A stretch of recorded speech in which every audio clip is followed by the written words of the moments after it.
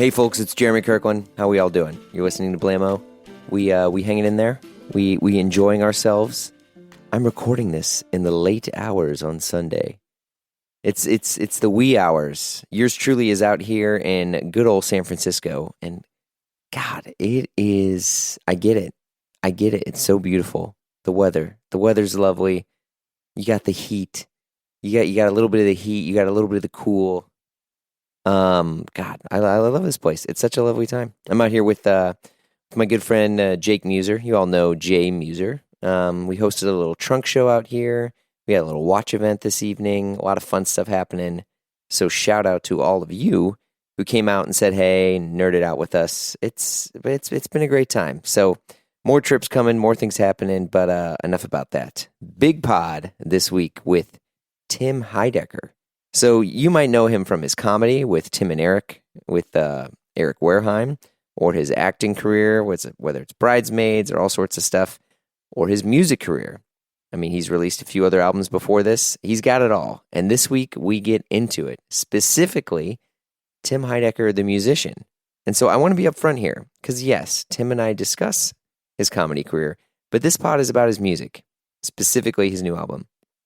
We get into his career, we get into Randy Newman, the Beatles, the difference between comedy and music, and his new album, Slipping Away, releasing October 18th. Enough about that stuff. Let's do it. Thank you very, very much for making the time to chat. I know you're quite a busy man with the multitude of careers you have across you. Yeah, I always make time to tell people about my projects, though. So happy to do it. Yeah, that being said, I've listened to the album like maybe 3 or 4 times now. Did the headphone test, did the car test. And I will say, I mean, as a person who's followed your career for a very long time, and from Adult Swim stuff to the music stuff to office hours and everything else, this feels like the most pure thing I've ever heard. Wow. Is that good? That seems like a positive thing. It's a little overwhelming in some cases. Like, I mean, I'm a dad. I have 2 kids, and I think I've listened to Dad of the Year a lot. It's really, really good. Thanks. I mean, so talk me through some of this stuff, because I mean, you know, in like the press release and stuff too, you'd kind of talked about how these are concept albums. How much of this really is a concept? I mean, because it feels like this is very you. Well, I think the first side is me, and the second side is what I'm worried about. Or it might be a little more. I mean, there's stuff that I'm worried about throughout the whole thing, I guess. But I tried to. I think like good concept records always kind of fail the purity test. You know, they don't always fully. You can't have it all the way through. Then it just becomes a musical, you know. But sure, I think the themes of the record are kind of this idea of before and after the fall, of whatever the fall is, if some kind of, not the season, but sort of something terrible's happened in between side side A and B. But the songs on side A, I think, are a little more personal, a little more connected to fatherhood and mundane life, you know, things that happen in my life. Whereas side B, I think there's more of character work. There's short stories. There's this feeling of what happens after something terrible has occurred. Yeah. So that's kind of the theme going in to listening to it. And I feel like there's overlap in a few of the songs. Some things are a little more literal than other things, but thematically, that's kind of where it's at. Yeah. Did you write this on the road? Because you did the two Tim's tour not that long ago. Yeah, I think I'd say about half the songs were started on the road. Ellie, who's a big part of this record, the bass player in the band, sings a lot with me on the record. She brought along this little practice guitar on the road, and like a little beaten up acoustic that she brought backstage, and it sounds very corny, but it's true. She was just like, there's a lot of songs in that guitar, and that meaning like there's something about picking up certain instruments you kind of naturally become creative with, and that's what this guitar was. And so a few of the songs just kind of were born out of that guitar. There would often be a piano backstage, and Right. I wrote Bottom of the Ninth backstage in North Carolina, and you could feel that's a song written in the South. It feels like a very influenced by environment. And so I came back from tour with this real feeling of gratefulness and appreciation for having gotten so close with this band, and so I had such a strong urge to keep working with them, and that meant to me making a record with them and keeping this energy going. And so I had like a handful of songs and this desire to record, and that kind of inspired probably writing the second half of the record, or the second batch of songs, just with them in mind and knowing what they could do to my music, with my music. Yeah, I mean, do you feel like you kind of had to, I don't know, compartmentalize yourself, for lack of a better term, and like thinking like, okay, I'm in songwriting mode, or I'm in song mode, or is it something where it just kind of like flows out of you and then you're capturing it as it comes? Yeah, it usually, the germ of the idea, or the first thing, if it's the first phrase or the chorus or like the lick or whatever, that kind of is hard to orchestrate or engineer. It usually just kind of happens out of nowhere, and then the finishing and the sort of crafting of it is more of a deliberate act. But I definitely know when I'm in songwriting mode versus comedy mode, or it's right. It usually has a final product in mind when I'm working on something. So yeah, I think. But the original spark, whether it's a comedy idea or a musical idea or a dramatic idea, those are just kind of, those catch you in random moments of life. Yeah. So I wish I could just print them out of the 3D printer that I don't have, but yeah, it's very like Warren Zevon stuff, because there's a lot of, in a good way, it feels like this is the full thought versus, oh, now I need a catchy word for this line, or, I mean, I've always loved Zevon stuff because, I mean, it just feels like the most storytelling stuff. Like you can read his lyrics like a book versus some other lyricists. I don't think doesn't always flow that way. Sure. Well, I mean, and it took me a long time to get to that place where I could write lyrics, words, stories in song form that weren't overtly funny, but could use humor, that could use that were about things that weren't just fluff. And yeah, I mean, I think a lot of songs that I hear lately, a lot of the lyrics are not front and center. They're not important. They're kind of just sort of obligatory. So because it needs to sound like a song, but I'm not drawn into what anyone's talking about, and that's not the case with Zevon or Randy or, a lot of those guys, where it's like the lyrics are very key to the song. And I've always, and since I've been making these records now that are not funny necessarily, the every lyric is pretty damn where it's supposed to be in my mind. They're very deliberate, and it's not just a texture of sound to make it sound like a song. Yeah, I imagine, that's a slightly uphill battle for you in a way, because so many people maybe first understood you or learned about you through different, chapters in your career. Yeah. I mean, have you felt in a way that you've maybe a better question is to ask, who sets the standard for yourself? Do you feel like, hey, I want to write a song like this because I'm trying to prove something? Or is this I have these emotions and they're just kind of falling out of me. I don't know what to do with it. Yeah, I think both. I mean, definitely starting from a place of, I have these feelings, and some of these feelings are expressed through comedy and through in the writing I do in that world. Yeah. And some of them, I mean, there's literal things like the song Something Somewhere says, there is a feeling I get when things are going good, but it's coming to an end. I had that feeling on this tour. That was the feeling of, and I could write more about it if I'm not trying to rhyme. It could be a little more specific, but it's that feeling of like things are going well, but we're past the halfway point. Like this thing's going to end soon. Yeah. And that, whatever it's melancholy or,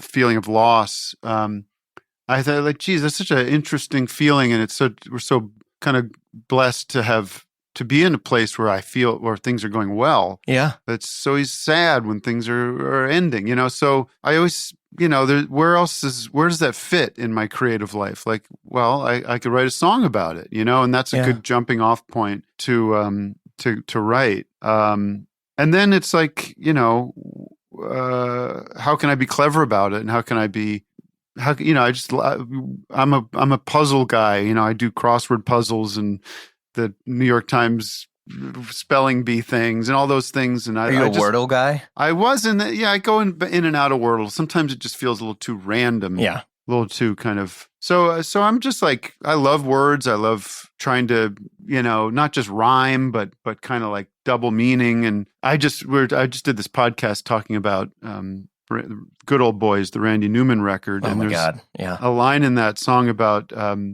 the line is sort of referencing, why must everyone laugh at my mighty sword? Why must everybody laugh at my mighty sword? He's talking about his genitals.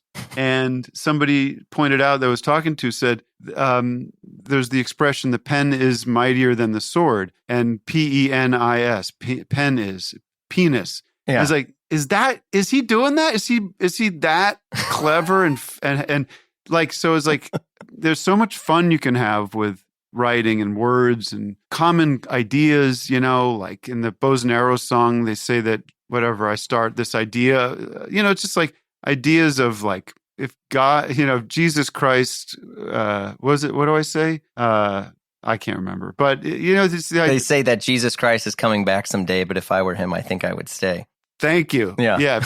It's like that's a joke, it's just it's kind of a dad joke. There's a lot of truth to it though. I mean, this is yeah. Like, why would you come back? Why wouldn't you just stay in heaven? Like, yeah.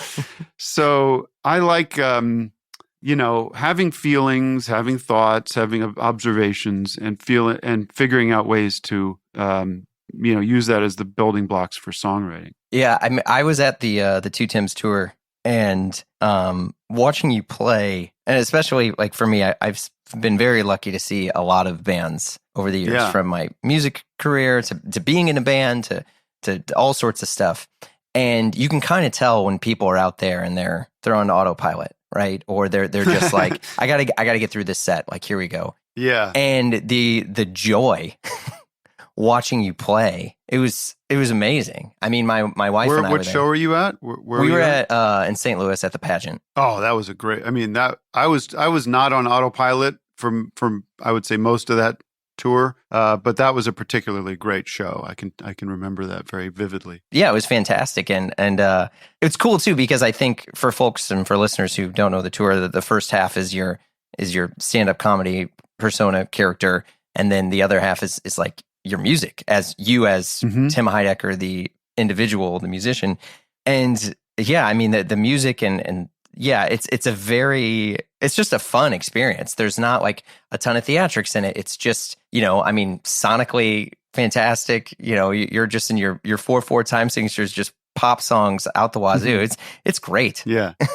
Thank you. Thanks. Yeah. I mean, it was the most fun I've had in a long time touring. And, there was, I've done up until that tour, I had done little tours where we'd book a show in LA and practice and then do the show. And there's never this, every time I would do that, I'm never comfortable. I'm never settled in because it's like it's a festival show or something that's where it's like, the muscle memory hasn't kicked in. I'm trying to remember my words and trying to remember all the stuff, where I am and what I'm supposed to be doing. And it's very stressful and not fun. And it's like a lot of work, a lot of eggs in one basket kind of situation.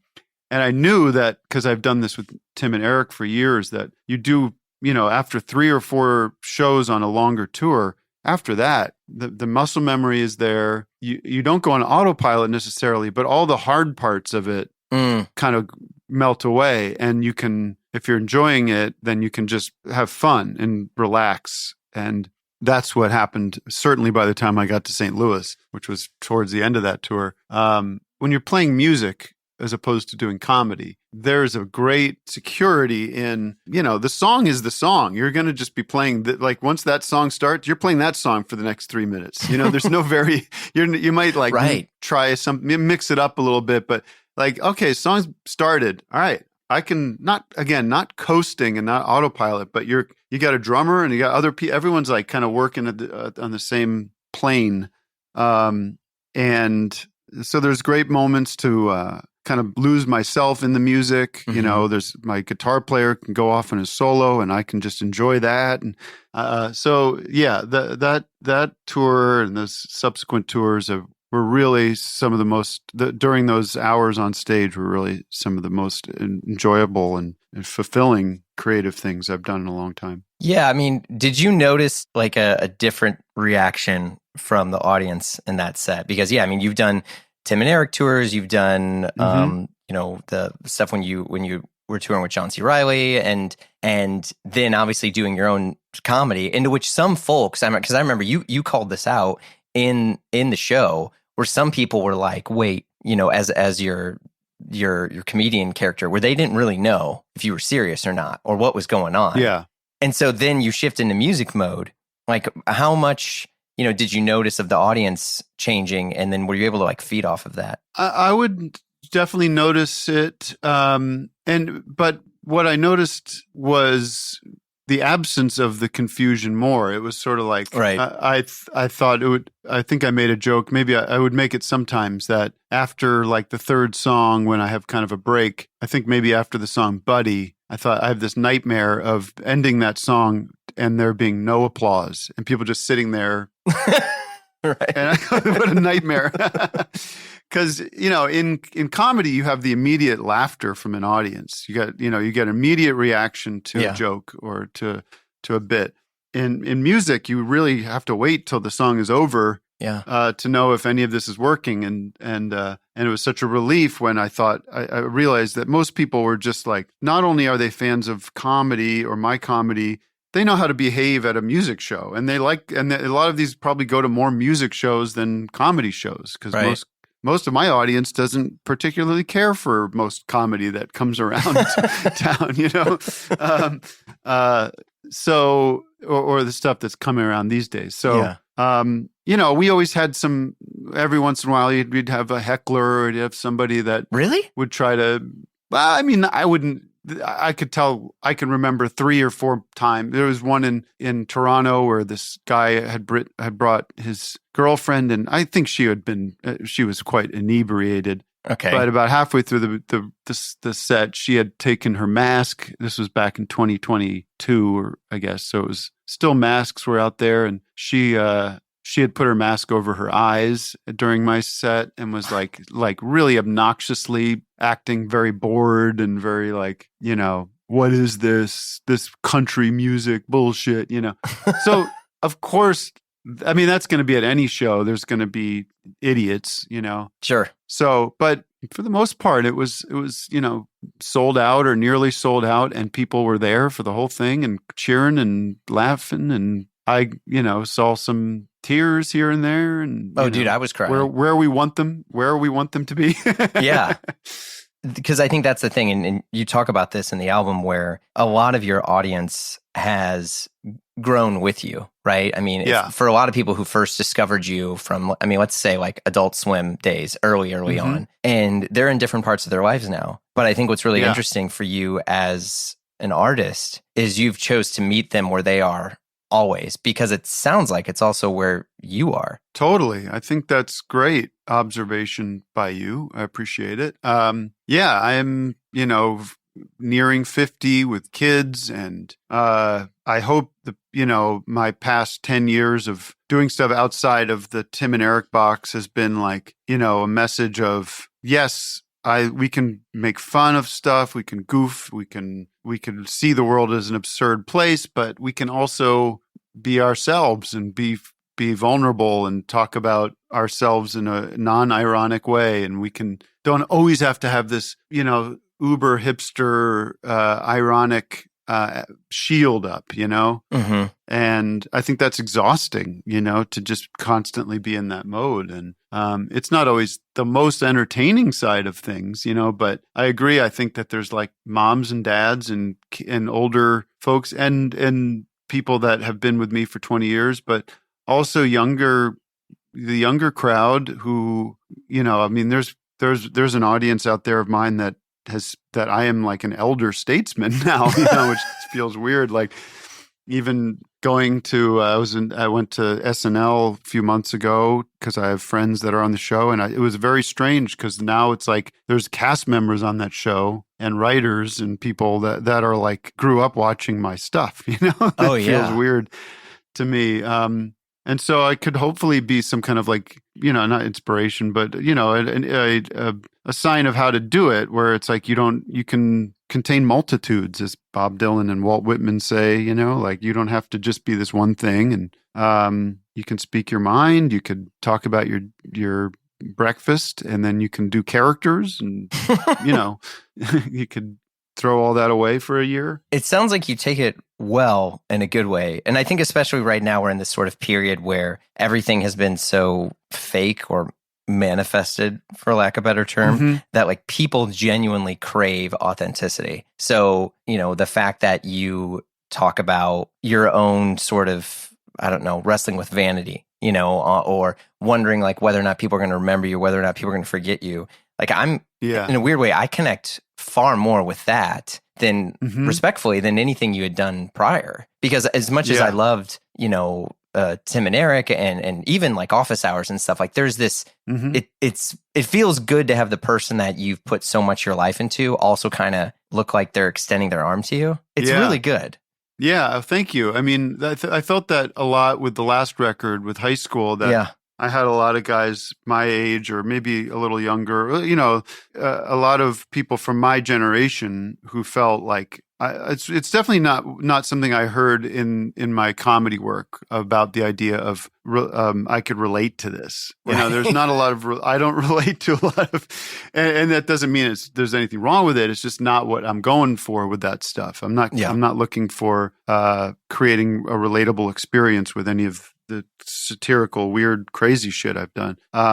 But with that record, it felt like, man, I know that you tapped into how I feel or how I'm feeling right now, or it reminded me of like in the song Buddy, so many people are like, oh, that I related to that because I have a friend like that, or I went through a similar situation. And that was a new experience for me to connect with an audience on that level. And, I think that inspired, and I think with the Fear of Death record too, it was like, oh man, I've had those feelings, or I connected with you because I feel the same way. And it's encouraging because it encourages me to continue to share my feelings out there into the world, because it seems to have some, there's some benefit to it. Yeah. There's one of the lines that you have on Dad of the Year. This really hit me because I'm going to kind of set the tone here. So, I moved to New York early aughts to be in a band and and to play music, and I was playing like indie rock stuff. Yeah. I ended up getting a job at Beggars with the initial intent that I'm going to slip them my demo, and I'm going to get signed. Yeah, sure. Because, that's what happens. And obviously it didn't. No big deal. Worked in the fashion industry and done all sorts of stuff, et cetera, et cetera. But I think the thing that I wrestle with now is like a person who's self-employed and a person who has kids, where it's like, oh shit, like, okay, maybe I survived this month or even this year, but it's like, I got to do this for the next 18. And you put a line out where you said, I'm not going to be on the cover of a magazine. I got bills to pay. And then you said, only my family will remember me. And I just lost my dad in May. Oh, wow. And he was a musician. And here's the cool thing. I have his music, and I've been in the process of like trying to get his music like remastered, and I'm finding all of the work that he did. Right. And I was like, holy shit, like this is this whole new memory that I get to experience from them. So when you talk about like only your family will remember you, when you think of like all the work that you've put in, I think it's kind of eternal. Like, is that really a fear you have in terms of just having your family? I mean, I think all these, it really magnifies things when you put an idea into a song that's now on a record that you're putting out into the world. I think like these thoughts, they come and they go. They are part of my life. It's the fact that I've chosen to magnify them into a song that we're talking about it, but of course, like, you look at like the Mark Twain Prize or whatever for humor or something. I'm like, Kennedy Center honors. Am I going to get one of those one day? Like, I don't know. People seem to like, people tend to like our stuff, and it gets talked about in very, grandiose terms. Do I have to wait till I'm like an old man to get that stuff, or will I never get that stuff?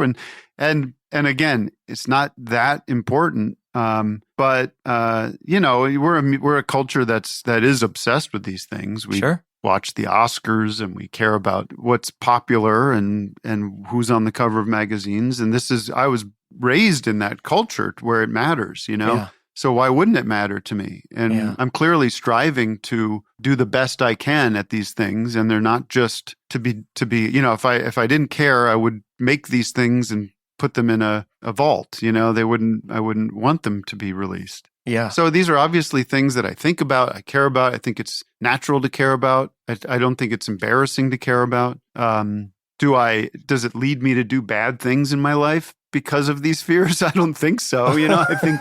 I think they're natural parts of self-examination as from a person who is in the creative arts, and it's funny to think about, like sometimes it's absurd to care about these things in a lot of ways. Well, I think you call that out, and obviously with the song, and that should be enough for me, right? Well, yeah, right. Yeah. But like the song should, the chorus, you said the only thing, the only award I'm going to win is Dad of the Year, so I was just out of town for some work.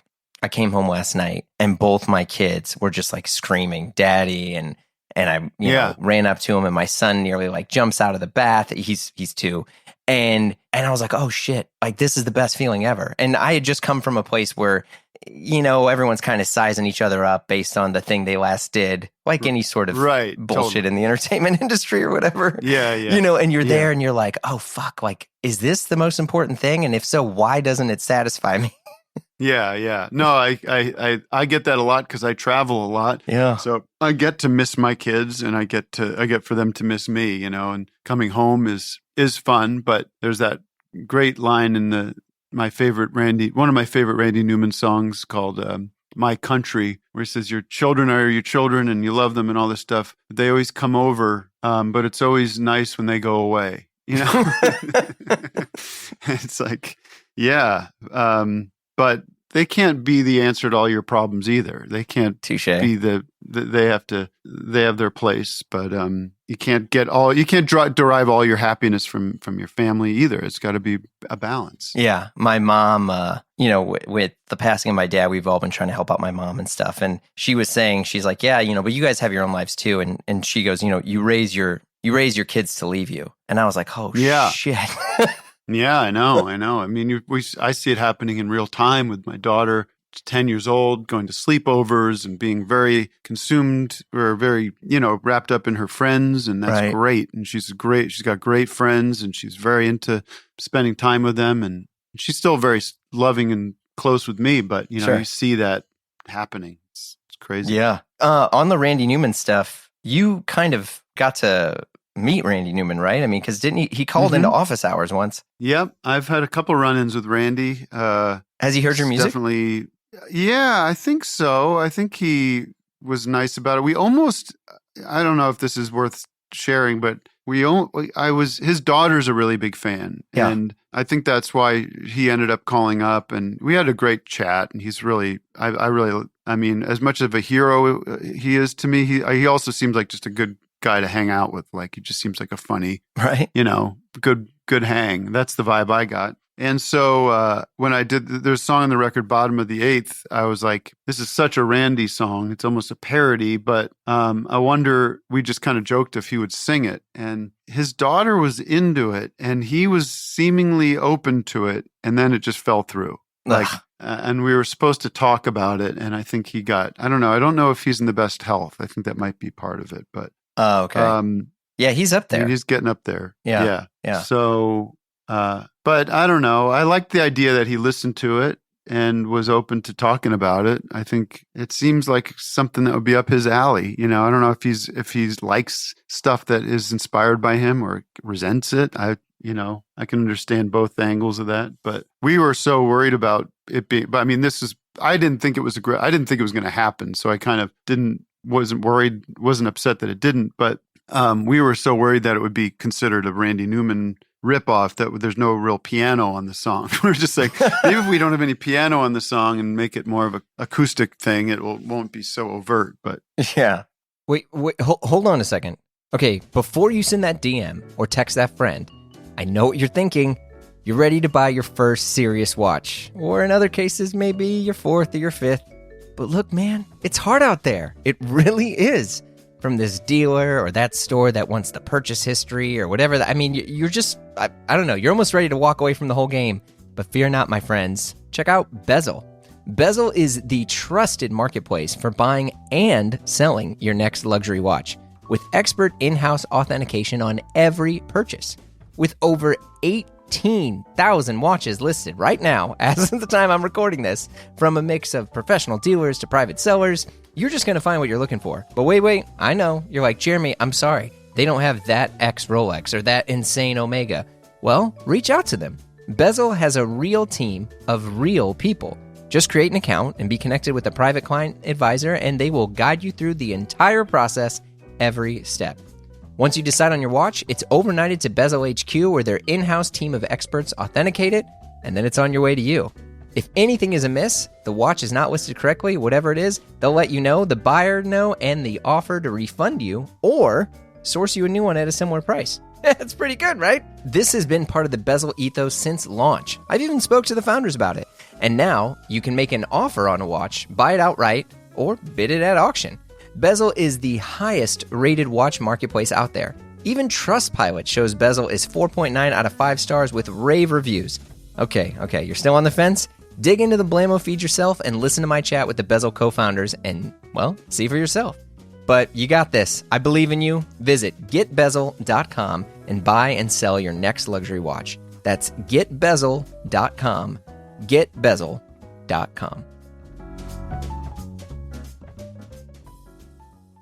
With all the stuff that you've done, is there something that you do, whether music or comedy or whatever, that you feel like is truly you, or have you found that yet? I don't know. I think there's little bits of me in all of it. I think anything I put out in public is been gone through some kind of filter. Sure.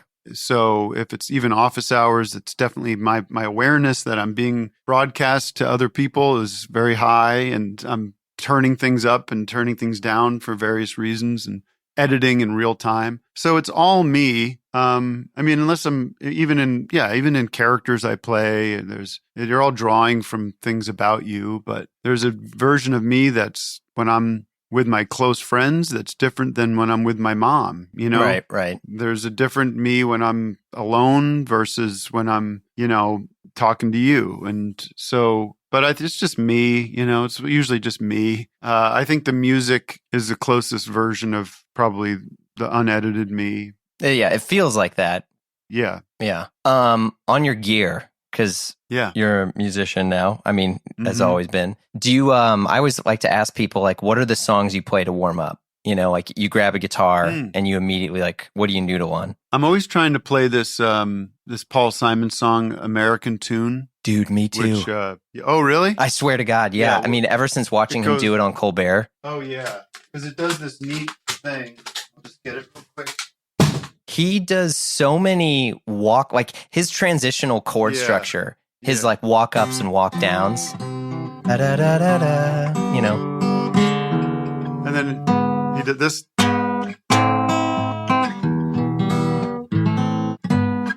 Anyways, and I always get to a place where I didn't learn the rest of it. And me too. So I think that's when I pick. It's also like Blackbird. It's all that kind of fingering stuff. So the walk ups and walk downs on acoustic guitars, especially it's funny you mentioned Blackbird, because for listeners who may not be as into it, Paul Simon has always done these really cool like G to C transitional like hammer-ons with his two fingers, where he kind of holds the same position of a G chord, but he's playing the bass string with his ring finger, and he's using his other two fingers to just kind of like hammer on and off. Mm-hmm. And I think it's some of the most beautiful like chord progression stuff ever. And also on American Tune specifically, because he walks up and down in between his chords. I think it's like some of the best like practice stuff too. I mean, it's so good. It's funny you said that. Yeah. That's it. Do you, I mean, you have an electric, but have you ever gotten really into the electric stuff? Because I feel like that's just where you start to just throw barrels of money down the drain. Yeah, I went through a big guitar buying spree like 10 years ago, and I bought some vintage gear and vintage guitars and kind of built a little home studio, and I think I'm done for now. I don't need anything else. I've got a couple of, they all need work. I think they all need my attention, but it was like kind of at the time felt like I had some extra money and didn't have kids and everything, and it was like, well, feels like putting money in a bank, you know. It felt very like a good investment. It's like these guitars are going to probably not depreciate, and I'll have them around, and if I need money, I'll sell them. I really just have this one like 90s or maybe even like later, like early 2000s Strat that I tour with, because I just plays great, and you know, I'm the rhythm guitarist in the band, and it's all I need, you know. Yeah, I think especially with gear, I mean, it's funny like how much, you know, because I remember reading this Paul McCartney interview, and like I was shattered because they were like, you know, what's the guitar that you always grab to do it? And he was like, I don't know, whatever's around. And I was like, no. Yeah. Yeah, I don't get too gear guy anymore. I know my stuff, but the magic of it's not quite what it used to be. But it's just got to feel good. Like the guitar that Ellie had, the acoustic guitar. There's something, you know. I do think there's something about certain guitars that that feel good when you play them, that sound good to your ear, fit well with your hands, you know. So it's not, I don't totally agree with Sir Paul there, but, you know, whatever works. Chances are his guitar that was whatever was around was probably pretty damn good. Probably a Martin or a really nice piece of work. Yeah. He's not, there's no, BC Rich acoustic, if they made an acoustic guitar. Yeah. Yeah. Some Warlock.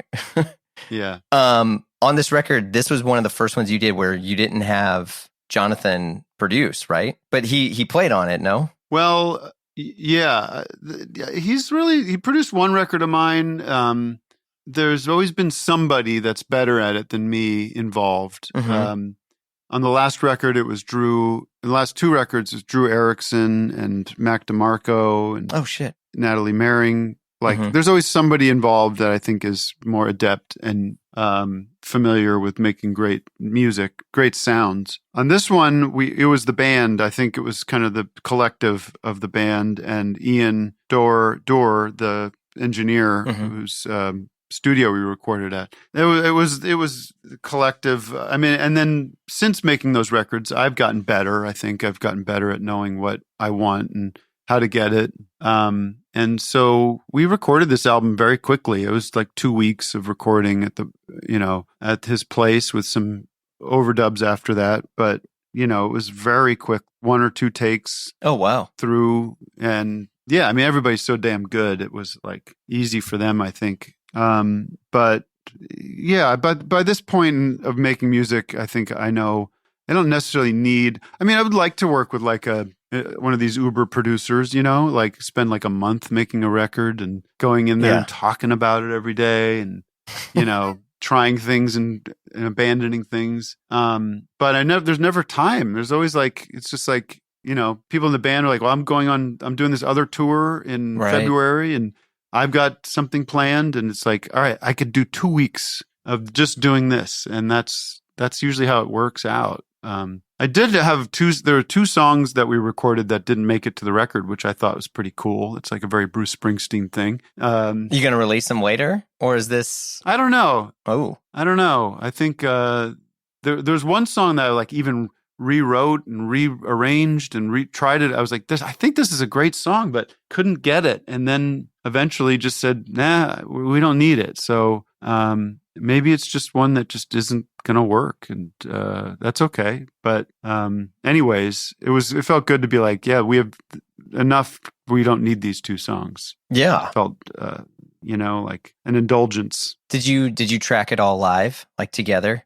Or just okay. Yeah, I mean, when I say that, it's not entirely true. It's like drums, bass, guitar, piano, generally recorded together at once, and then overdubs and vocals come later. That was sort of the working flow we had. Yeah. Versus, on the tape.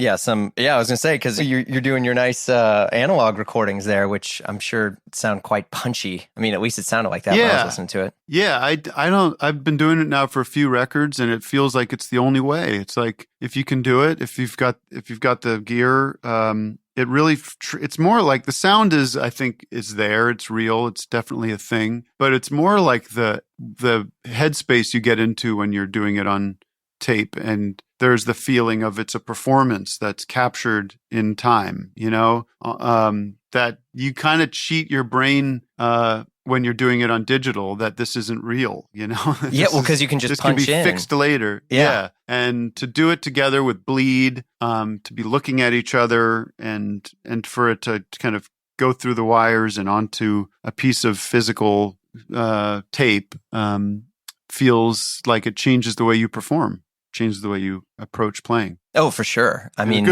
a good way. I imagine you watched Get Back. Yes, many times. Oh, many times? Not many times. No, I would say watched the whole thing once, but dipped into clips many times. Yeah, I finally watched Let It Be, which was for listeners what Get Back was supposed to originally be, and I was a little bummed because you're just like, in a weird way, I'm more drawn to the normality of things than like, oh, here's the one time where you see the tension of George and Paul, but it's still like some of the most magical stuff, and like seeing how they had to track so much of that stuff together. Yeah, it blew me away. Anytime, like, it's magic. It's real magic that it starts so sloppy and and such a mess, and they're goofing around, and I can imagine how frustrating it was. But like, can we just get one?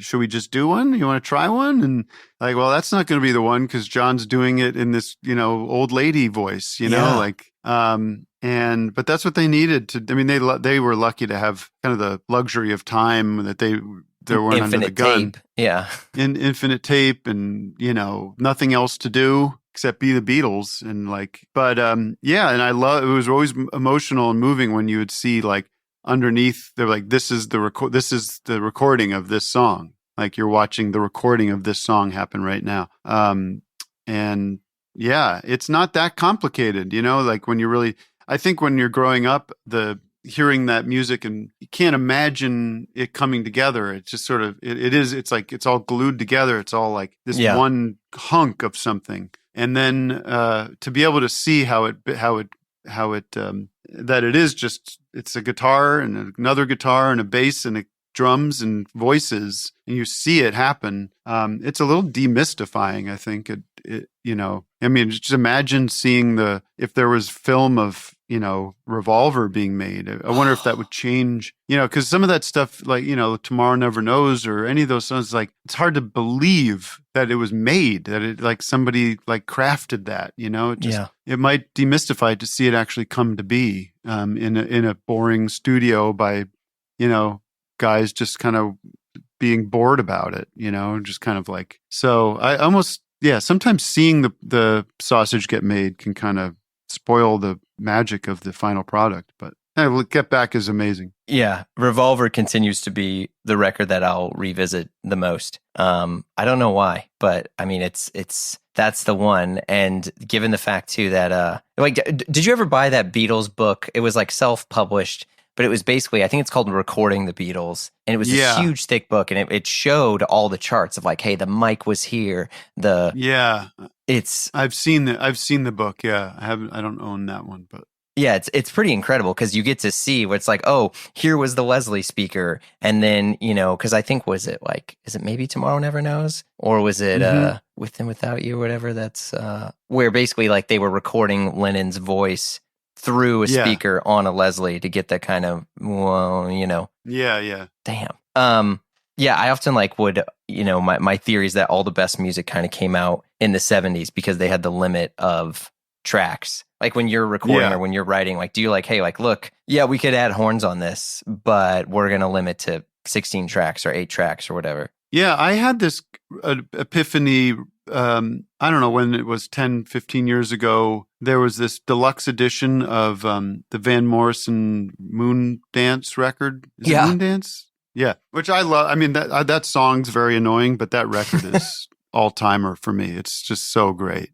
I mean, so many great songs on that record. And they had this bonus disc that had all the sessions, and you can listen to all the sessions and the various takes. And it occurred to me, halfway through listening to all these sessions, it's like, oh, this is very much a kind of a live to tape record. The instrumentation is very similar across songs. And it's very weird instrumentation because it's kind of gospel soul. Mm-hmm. With, drums, bass, guitar, horns, backing vocals, but then an acoustic guitar that you don't really hear a lot in Motown or Stax records, you don't hear a lot of acoustic guitar, and the acoustic guitar is kind of front and center on that record. And the horns are always very similar. It's a very similar kind of horn section sound. Yeah. And it made me just think about how that's the sound of that record, is that arrangement, that certain group of players, the way they play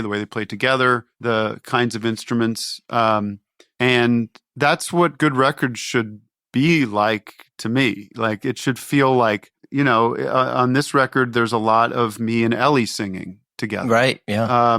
There's this pedal steel that Connor plays. It's not a kid, because you can do anything now. You can open up Pro Tools and have 150 tracks or however, and pull up any MIDI sound you want and just throw the kitchen sink in it, at it. But to me, it a good record like that feels like this was a moment in time with a certain group of people that had access to a limited amount of things. And this is the record of that, this is the record of that period of time. So yeah, I think every record of mine has sort of a palette to it and a certain conditions that exist that kind of go across the record. And, it's not for that doesn't say that's how all records should be, but that's how I like approaching making music. I mean, I think it's fair to say it's how all records should be. I mean, I don't, as much as so I'm a huge Dylan fan, and a friend of mine, because this is the level of age that I'm at now, where my friends and I are arguing on chats over which records to listen to in mono, right? So yeah. And I know your type. Yeah. And I was like, no. And then he's like, oh, and New Morning is my favorite Dylan record. And he was talking about this session and Blood on the Tracks, where he's like, oh, but this kind of basement tape thing where, because he had to re-record the record twice and this and I mean, I think it's just a new thing to argue about, but it's as I was listening to some of it, I almost was like you were saying, you don't want to know how it was made. It's I don't want to hear this version of that song. I just want that version, and we can all kind of, imagine looking at 50 different, I don't know, Mona Lisas or something, right? It just... Yeah, I don't like those Beatles remasters as much. You can really hear the bass now, and all this stuff. I remember hearing the Abbey Road one, and the drums, the toms on something come in. Right there, it's really hot in the mix, man. They're really loud, and that's not how I remember it. And I'd rather just hear what I remember. That's why I go back to these records. I don't care that I can hear that thing better. I just want to hear it the way I heard it. So I'm sure I'll just get used to the new version over time, but yeah, I hear you. Do you have a certain setup that you like to listen to records on? No, I don't. I'm not an audiophile guy. I've tried. There's not a great place in our house. Like I'm in the office hour studio now. I think that my favorite place is just probably driving, like driving in my car, like you said, the car test. That feels like my purest form of consuming music. I've got a lot of great memories of listening to music in the cars, and yeah, you can't be distracted by your phone or other people. I'm annoyed. I should never do this, but like when I'm finishing a record, I'll be like, play it for somebody, and like I'll say, I'll get in the car and go. And it's a real weird etiquette thing with listening to music, where people talk to you while they're listening to the music, and they ask you questions and bring up other things, and I'm like this.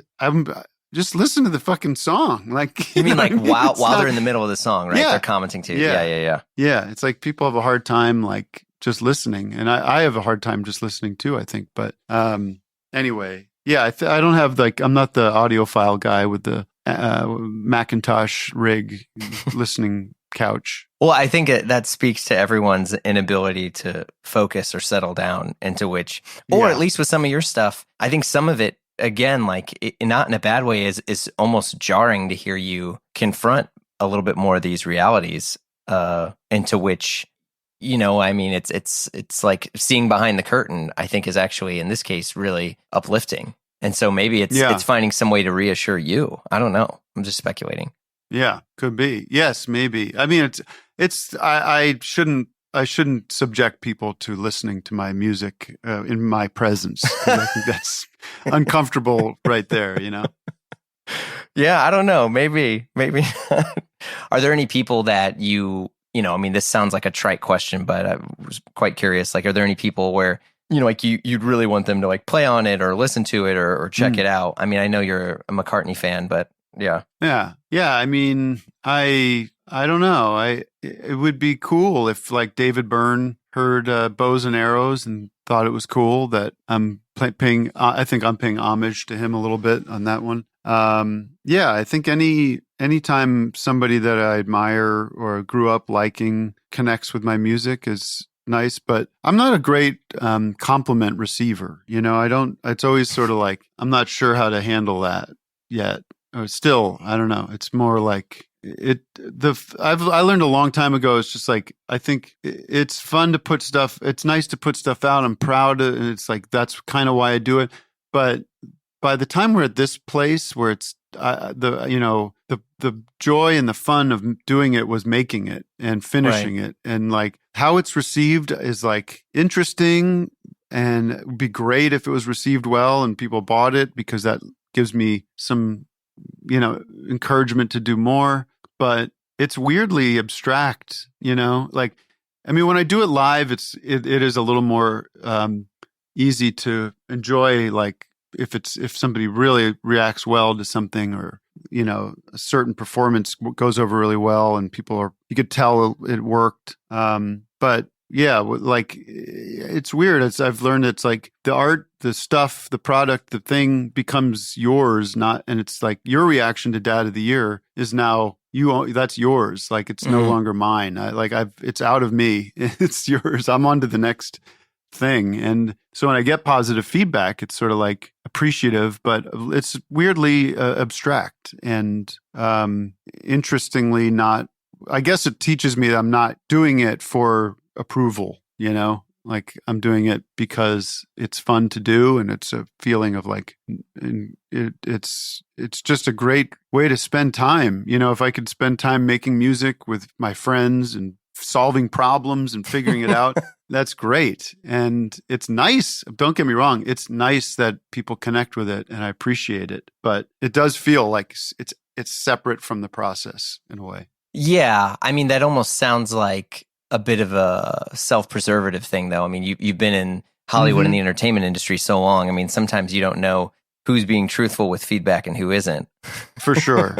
Yes, that's very true. Yeah, there's the honeymoon period of every record, and then those nasty reviewers come out. Well, yeah, I mean, and that's the stuff where it's I get it. I mean, I have a bunch of friends who are musicians, or I feel like it's difficult to be any sort of artist in the age that we're in now, because there's an expectation that fans have they want to engage with every aspect of you. It's not just like, hey, isn't my music enough? Can we leave it at that? But they're like, yeah, but like, what do you order at Taco Bell? And it's like, what? Like, right. And I think, we were talking about other musicians where I feel like, that's got to be a struggle, especially if you grew up and say you're a legacy musician, for lack of a better term, and people now want to know more about what shoes you're wearing or why you're wearing running shoes on stage or whatever that is, Right.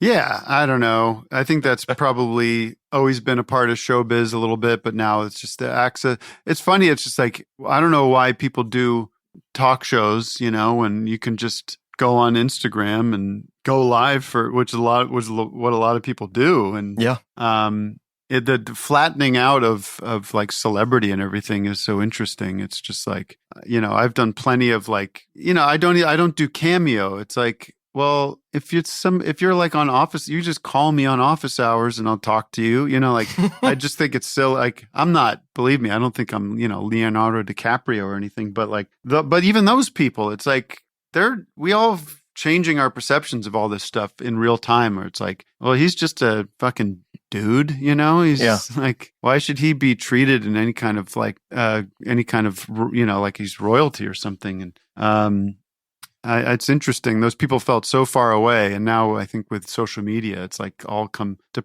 Sometimes there's probably were great reasons or kind of cool reasons for that separation to feel like it mattered, but now it just feels like, who cares? I'm in like Jennifer Aniston's kitchen teaching me how to make oatmeal. It's like. No, yeah, there's truth to that. I will say, for folks who are a big fan of you, the most, probably my favorite thing, as if you're a patron to the Office Hours group, your tour diary. Like, thanks. Yeah. It's so good. I mean, Thank you. Yeah. It was, I mean, not only was it just well written, but I think it's very, I mean, it just kind of really does peel back the curtain on that stuff. And I think it was cool for you to, share as much as you did. I mean, I read Donald Fagen's tour memoir that he put out a few years ago, and it was so funny and hilarious and so true, and got into the minutia of what it's like to be on the road, that I kind of wanted to try my own version of that. Yeah. Oh, wow. Who knows from Fagen? Yeah. Man, those guys, quite the perfectionists. Anyway. Yeah. Well, thank you so much for coming on. I know you got a busy schedule ahead, so I'll let you get back to it. But it meant a lot. This was special to me, so thank you very much. Thank you. It was a great chat. And I hope to see you if I'm coming through St. Louis. Let me know. Yeah, for sure. Say hi. It was great to chat with you. You've been listening to Blammo. Our show is produced by Blammo Media. We're edited by Amar Lowell, and our theme music, as always, by the mysterious Breakmaster Cylinder. If you like what you heard, you know the drill. Share the pod with a friend. Leave a review on Apple Podcasts. Give us 5 stars or thumbs up on whatever other thing you're listening to us on, whether it's Dingledorp or Bing Bong, whatever it's called. But you can also follow us on Instagram for all the hot content. If you want to talk to us and give us your hot take, we'd love to hear from you. You can send us an email at info@blamopod.com. Last but not least, super, ultra important, if I had a air horn, I would press it right now. You got to come and join us over on Patreon, because the fun never stops over there. Look, the live show, the free show, whatever you want to call this, we take breaks here and there, but Patreon, it never stops. And we also got exclusive shows like Die Workwear, hosted by Derek Guy and Peter Zotolo, and the Triple J Show, hosted by yours truly with John Moy and Gene DeLeon. There's just a ton of stuff over there. So check it out at patreon.com/Blammo. If not, no worries. We got hundreds and hundreds of free episodes in the feed, and more to come. So we will see you all soon.